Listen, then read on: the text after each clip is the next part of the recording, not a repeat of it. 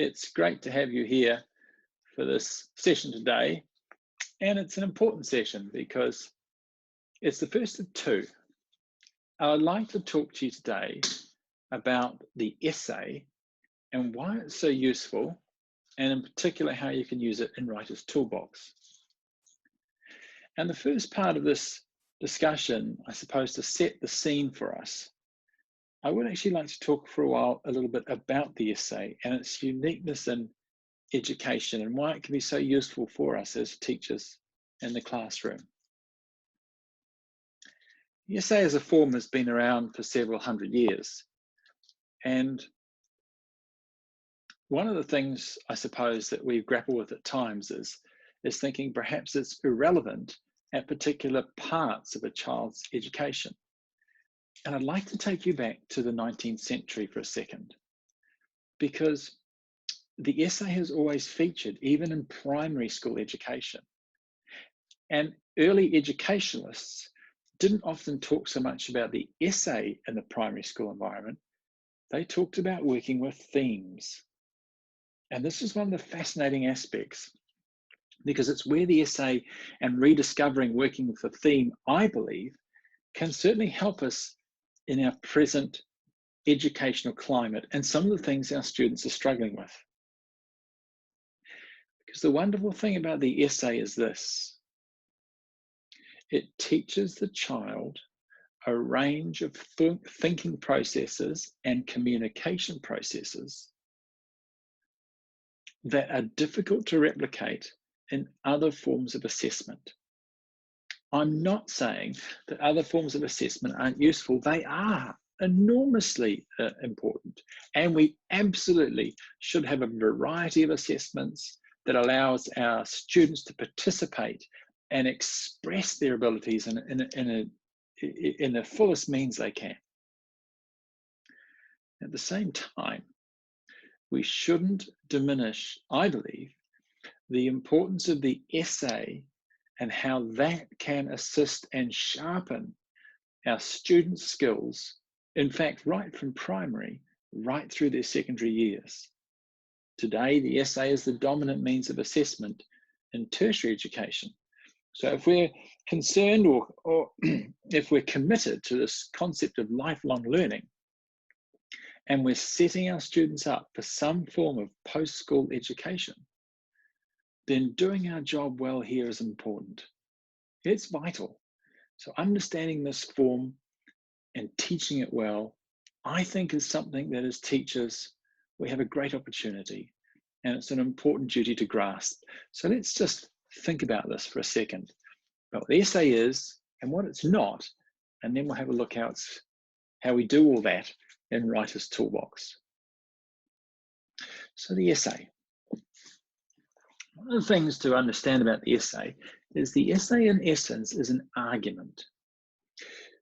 The student has the opportunity to respond to a position that the teacher is advancing, or I should say a statement that the teacher is advancing. And there are several unique peculiarities about the essay in this form, or in the 19th century, as they used to talk about themes. The essay should force the student, or the theme, to take a stance in relation to what's being asked.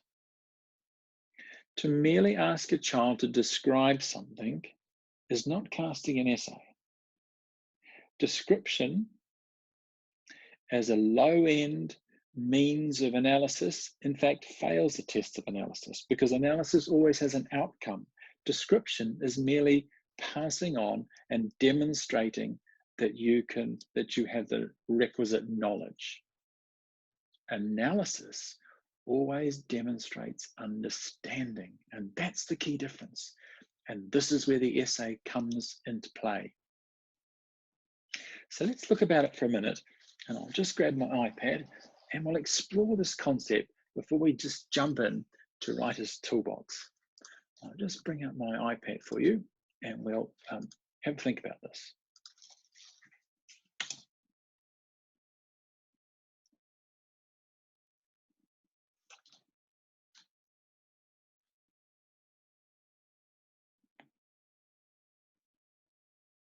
Great. So here we go. And as I said, the essay's been around for a long time, since about the 1500s. And certainly by the 1900s, they were using it a lot in education, as I said, right through from primary, right through into high school years. And let me give you its old topic, which was, of course, let's just think about the theme. And the teachers used to talk about developing your theme. Let me give you some examples, and you'll see what I mean about this immediately from the 19th century. These were actual themes that teachers had students write on, even in primary school. Here's one.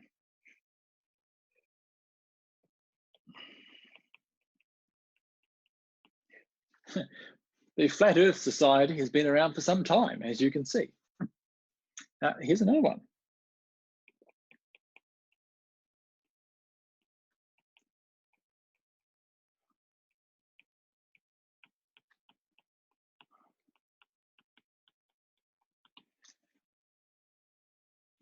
Here's another one.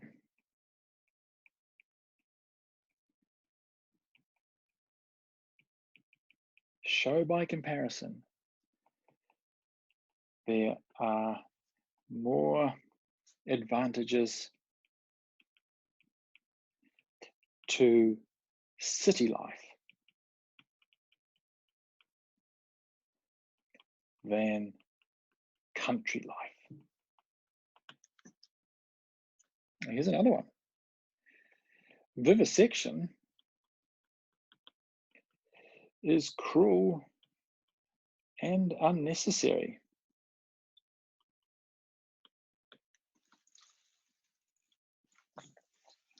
These are all examples of themes that teachers would use in the classroom to train the child in developing their analytical and positional skills. These are today what we would call the essay. And the lovely thing about this is when you start the child off, these themes here, the teacher would ask for in 150 to 200 words. And the immediate thing you can see is straight away, if you're going to do that, you have to do several things as a writer. You have to immediately engage with the topic. You can't fluff around. You have to be very clear to do that in 150 to 200 words. You have to be very direct. You've got to be specific. You've got to be coherent. You've got to be focused. And you have to have a very determined, clear position. And this is the beauty of the theme, because it actually demands it. It looks for it. So as a teacher, as you're wrestling with how to do this in the classroom, cast the question for which the student is forced to take a stance. Cast a question that forces a stance. And you'll start to write really good essay or theme questions. That's essential. But if you think about it as a piece of writing, what is it that the theme or the essay do that other types of writing don't always necessarily give us as a teacher when we're trying to assess something? And here, look, I'm not going to make this up. I'm actually going to pull from that wonderful piece of work that Eric Bloom did between about 1947 and 1953, when they eventually published the first taxonomy to the wider world. But if you go back to his work, what Bloom was trying to express for us as teachers was the way in which we might have a reliable means of discussing as an educational community the types of thinkings that questions deliver. So if you ask a question, what type of thinking does that type of question or means of assessment permit? This was what Bloom was wrestling with. And if you look at the essay, here's the very things, or the theme, here's the things that Bloom and his colleagues were saying, this is what the essay gives you. It demonstrates the student's ability to synthesize. The ability to synthesize is the ability to take something for which you can identify its parts and reorder and reassemble those parts to give expression to a new thing or understanding. Did you get that? Synthesis is an important thinking skill. It's where the child, the student, takes existing parts and reorders, reconnects them in ways that gives root to a new and different form and understanding. It's the blending together to give a new insight, new perspective. That's what synthesis is all about. And that's what the essay does. Here's another one. It allows the student, it demonstrates the ability to evaluate. To translate, said Bloom. Translate means in terms of I can learn things in one area and I can translate them into another. It allows the ability to demonstrate inferences. It allows the student the ability to weigh significance.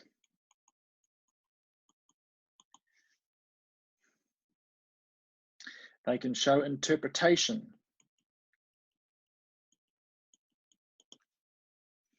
They can, said Bloom and his colleagues, through the essay, demonstrate as a thinker and writer extrapolation, which is very difficult to spell. And it helps if people can't read your handwriting. You can fluff your bad spelling. It allows the demonstration of justification. And through all of these things too, clarity. Can you see here? This is why the essay as a form is so important as a centerpiece in the classroom. It's one of our weapons of assessment, but it's a very important tool because it's not just assessment. It allows the expression of a unique combination of thinking skills that it's very hard to replicate in any other single form of assessment. That's why this thing is so useful. And that's why starting down at primary school with themes that force the student to take a position, figure out why they've taken that position, and then justify their response, offering the burden of proof, is a vital skill in a child's education. So I want you to consider it. If you have tossed it out early, I'm inviting you as a route here to reconsider it. Because don't think in terms of the essay as a large piece that's hundreds and hundreds of words long. What I'm suggesting is the theme in primary school or the essay in high school, and they're both the same. They are synonyms for the same concept.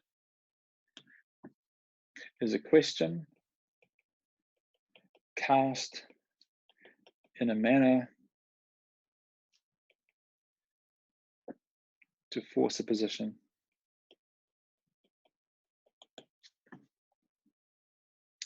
And can be in length,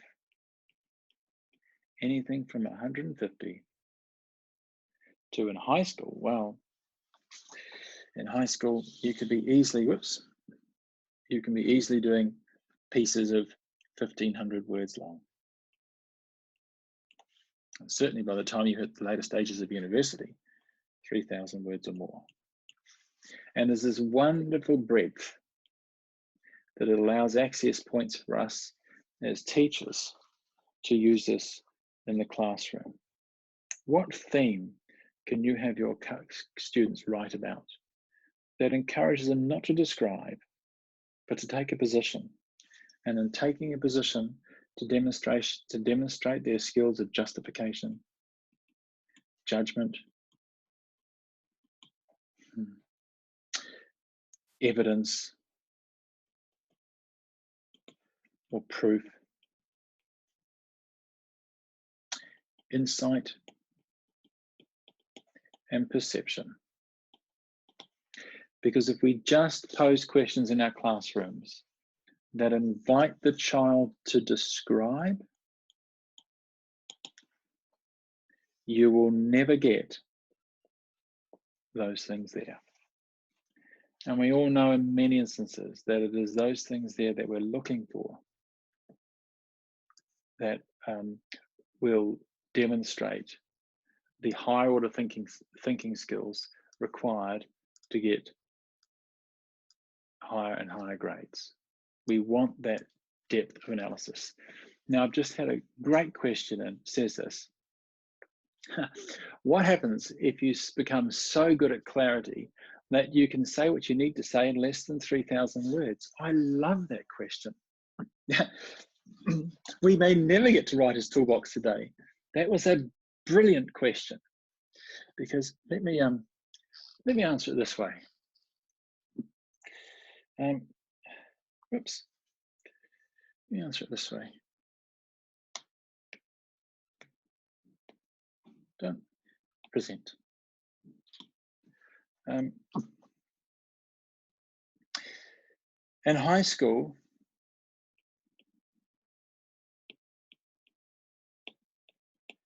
I would suggest that that should be the maximum number of words that any child should write at a high school in New Zealand or Australia in the form of the essay. If we're serious about lifelong education,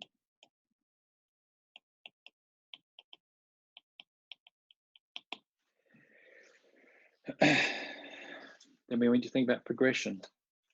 And your suggestion to me here, I'm just reading a little bit into it, I hope not incorrectly, is that maybe the student doesn't need 3,000 words. And what I'm actually saying is it's the reverse of that. The student shouldn't be allowed in a school environment 3,000 words. You will just do one thing. You will train waffle.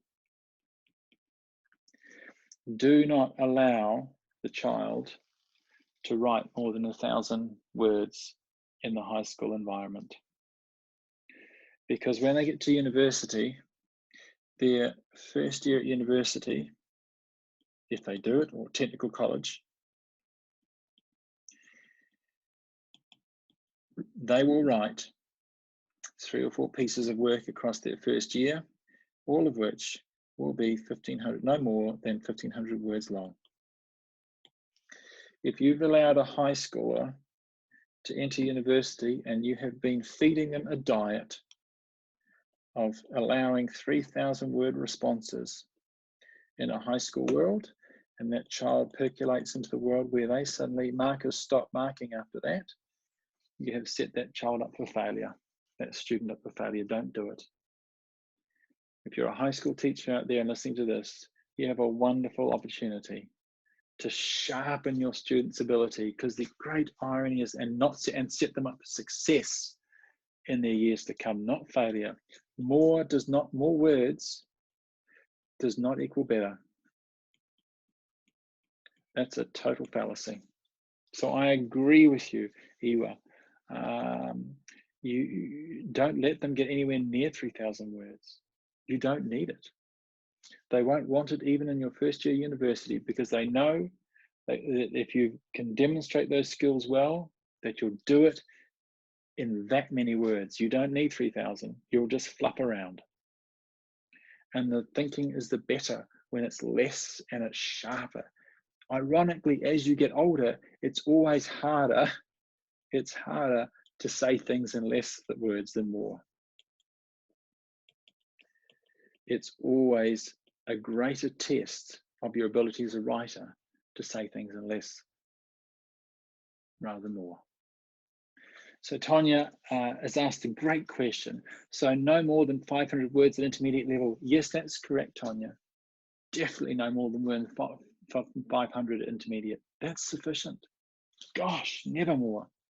Because the child, above all else, needs to learn quality writing.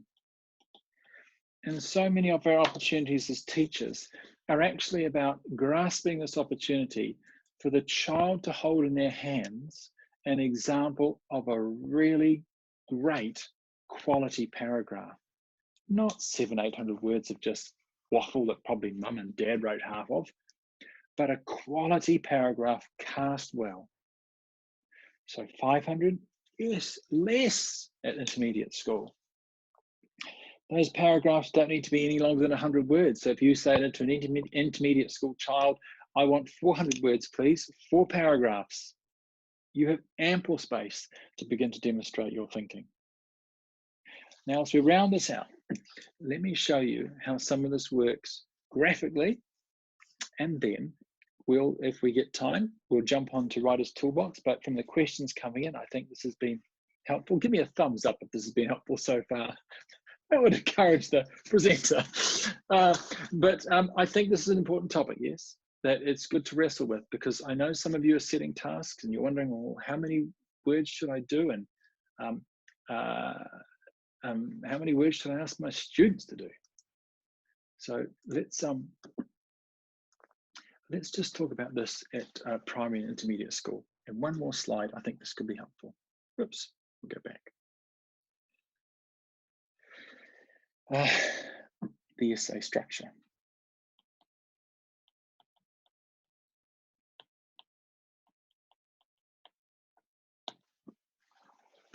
Remember I said when the child's first advancing as a writer, they get to the point where they master the paragraph. And in the early stages of primary school,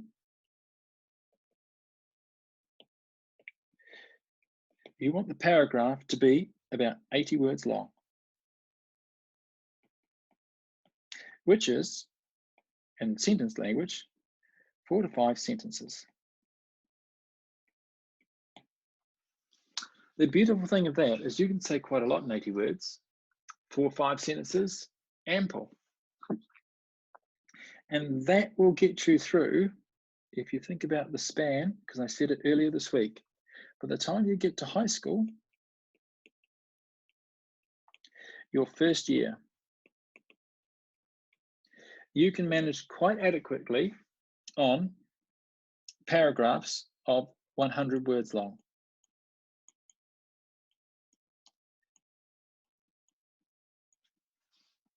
Which means that at high school, you hit your first year of high school and be writing a essay response of likely 500 words, which gives you the classic 5-paragraph essay in your first year of high school.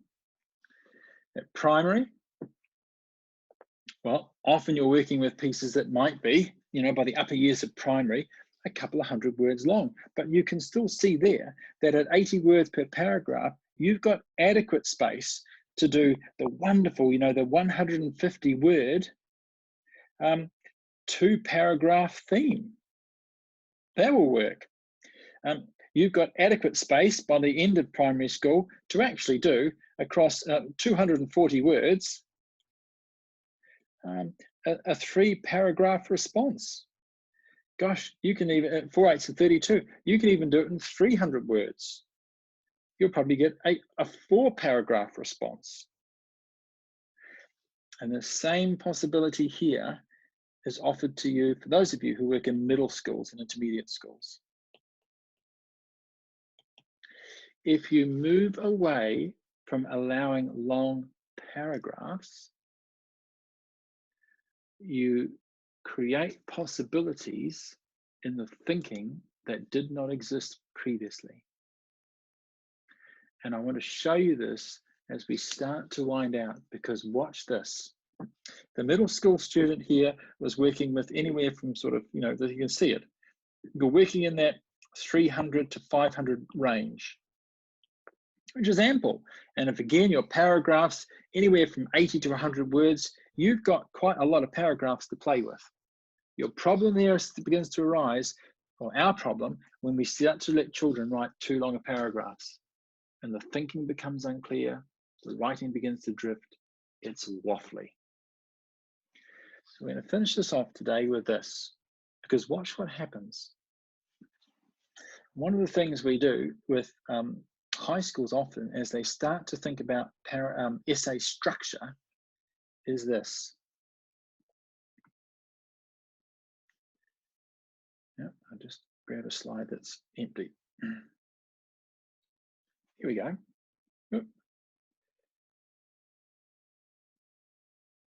Oops. Is this. Do you remember that word I said to you at the outset? Was synthesis. You build it in the essay itself. See, many of us do this. We write an essay that goes something like this. Introduction, paragraph 1, paragraph 2, the end.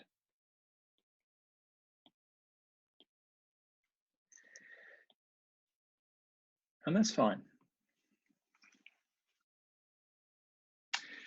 But if these paragraphs here begin to blow out in size, largely this piece here will tend towards the descriptive. The child will say, here's an interesting point, here's another one, told you so. Especially if they haven't been taught how the conclusion, and we'll do that in this series, how the conclusion is not just a repetition of the introduction. If they merely hit the conclusion, repeat the introduction, this piece here is loaded with repetition. And it is always low order thinking, and that's your problem. So this child will never score a higher grade because the structure does not allow it. So let me show you one alternative structure as we just lay the foundation for where we're going to go tomorrow. And I hope this has been useful, but look, watch this. Introduction. And this poor child over here, they could easily, if you go and, I challenge you, go and count the number of words that your children are giving you in paragraphs. The average paragraph length today from a high school student in New Zealand is somewhere between, and I've counted, between 270 and 350 words a paragraph. These children are overwriting. And in our work in Australia with the schools we're working with there, it's a little bit less, but the average paragraph length is kicking in somewhere between about 230 and 280 words a paragraph in the Australian schools we're working with. This is training kids to waffle. You do not want to do it. You do not allow it. So you build it into your structure. And in the writing guidelines you offer the child, you actually say, I do not want paragraphs longer than, and you specify it. This will help some of this stuff.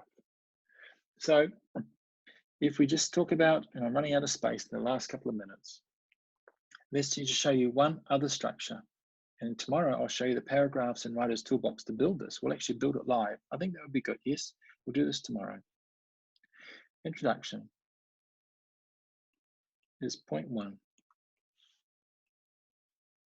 So this looks very similar to what you see over there. Point 2.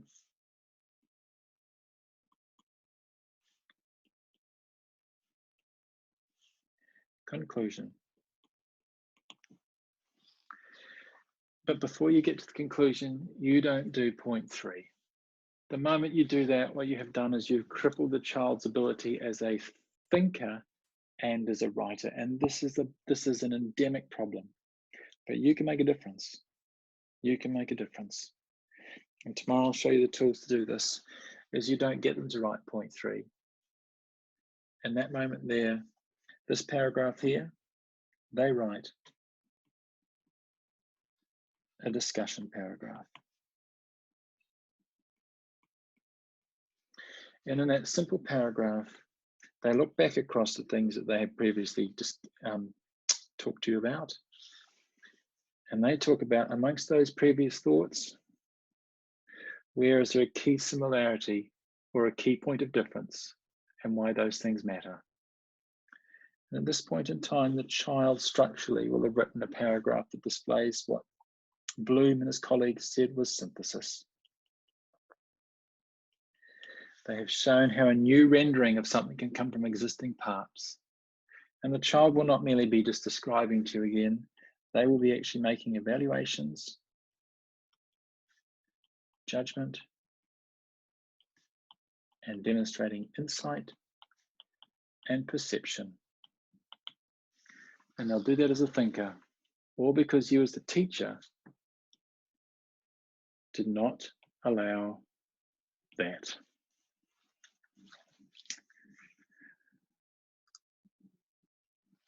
Well, that was a bit more background than I anticipated, but I hope it's been a useful foundation. It's some of the things that for you to understand fully what I'm trying to say tomorrow is how we actually create this for our students in Writer's Toolbox. I think perhaps now you'll have a better grasp of the thinking behind it and why it's so important teaching our children this form of writing and the possibilities it offers, both in the realms of themes for younger children and essays for older children. It's been lovely to spend some time together. I look forward to seeing you tomorrow.